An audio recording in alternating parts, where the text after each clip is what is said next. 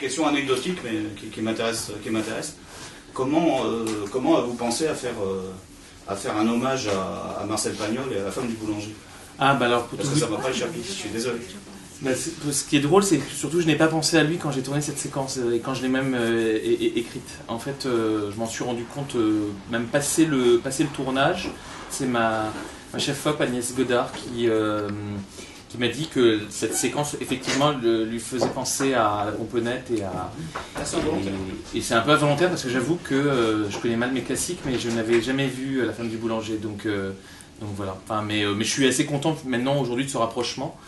Je me suis rattrapé, j'ai vu le film, mais c'était. De toute façon, ce film, voilà, enfin, il fallait essayer de. C'est une sorte de crise, mais sans conflit, enfin, en tout cas, et je voulais surtout pas passer par des séquences trop explicatives et des dialogues trop explicatifs. Et donc, voilà, enfin, s'aider de ce taureau pour parler de ses sentiments, enfin, je trouvais ça plus élégant et plus, disons, plus subtil, voilà. Mais la ritournelle, ce qui est intéressant, c'est que chacun peut interpréter un peu à sa manière ce titre-là. Enfin, moi, j'y vois une sorte de façon un peu élégante de parler de la routine, justement, enfin, puisque c'est quelque chose qui se répète.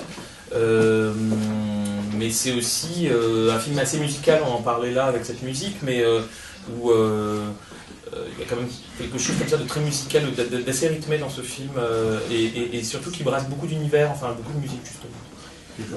Dans Copacabana, on a l'impression qu'elle voulait danser la samba, un peu Isabelle. Là, j'ai l'impression qu'elle danse le tango. Il y a quand même toujours 2 pas en avant, un pas en arrière. Et ce qui énerve profondément Pio, apparemment, qui en devient violent et méchant. Et on a l'impression que le personnage du Scandinave, lui, il va au-delà, parce que plusieurs fois, il y a une espèce d'arrêt en disant non, finalement non. Non, mais effectivement, en tout cas, le personnage de Brigitte. On parlait de ça justement par rapport à son choix de partir à Paris. Enfin, il y a quelque chose d'un peu hésitant, enfin, d'un peu. Disons que, de toute évidence, oui, il y a une insatisfaction. On s'en rend compte de par cette plaque sur la poitrine. Enfin, mais par exemple, par rapport à Pio, enfin, je pense que. Il y a aussi cette gêne de croire vraiment à cette histoire et de se mettre à nu, tout simplement. Enfin, elle veut sans doute se prouver quelque chose, mais elle est.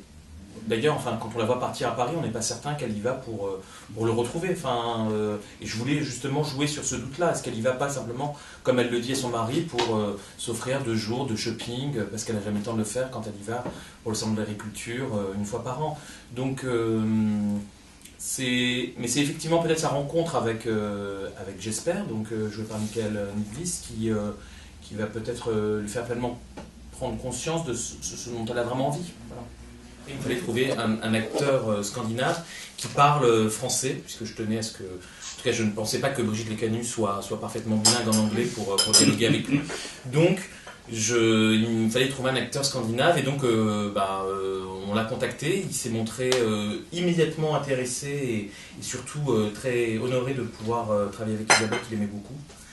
Et il m'a un petit peu menti sur ses notions de français, parce qu'il se disait bilingue et que voilà, et que ce fut plus compliqué que ça. Mais ça s'est très très bien passé. Mais c'est vrai que c'est amusant parce que voilà, lui en plus de ça, on le connaît à travers des rôles beaucoup plus musclés, enfin comme justement Millennium ou bien Mission Impossible 3.